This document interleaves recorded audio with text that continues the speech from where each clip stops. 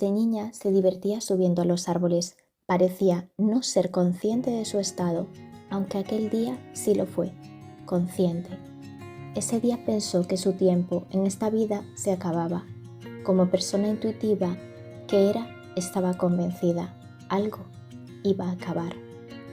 Si era su último día, quería volver a subirse a aquel árbol. Sabía que nadie en su sano juicio colaboraría con dicha aventura final, así que no dijo nada. Salió de noche, casi sin energía, porque últimamente no la acompañaba. Lo vio y sus ojos se iluminaron. Aquel árbol había resistido incluso a las ideas humanas.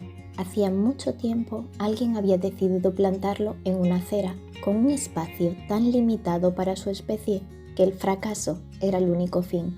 El árbol supo que aquello no tenía sentido y, como cualquier árbol, rompió la acera. Todos sabemos cómo suelen acabar estas historias en sociedades avanzadas, pero el árbol contactó con Joy, si es que eso era posible.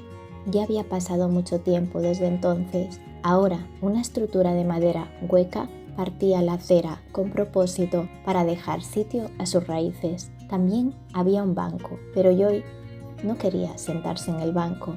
Ella quería subirse al árbol. Sabía que a él le parecía bien, si es que eso podía saberse. No preguntéis cómo lo hizo, porque ni ella misma sabría la respuesta. Subió, algo pasó y cayó al suelo. El golpe acabó en tierra, esa que se había echado para proteger la supervivencia del árbol, y eso ayudó porque no era cemento. Quedó inconsciente por un tiempo que no pudo definir, sintiendo que estuvo más consciente que nunca. Tuvo razón en que algo acabaría ese día. Despertó curada. También ese día comprendió lo que había sido toda su vida, una indicadora de O. Permaneció varias semanas inconsciente, mientras revivió escenas significativas de su vida de manera consciente. La primera escena la llevó a su infancia. De nuevo, solo quería ayudar a otro árbol. Entre polvo y ruido extremo, el roble centenario estaba siendo destruido en fragmentos en nombre de la civilización. Si al menos lo hubiesen dejado irse de esta vida de una manera más compasiva, sin fragmentos. Ahora recordaba perfectamente por qué había gritado tanto ese día, para que la escucharan.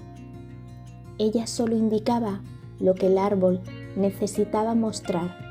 Únicamente transmitía un mensaje, aquel que otro, en este caso el árbol, no podía expresar, aunque nadie escuchó a una niña pequeña. Vida, no vida, es natural, el sufrimiento no.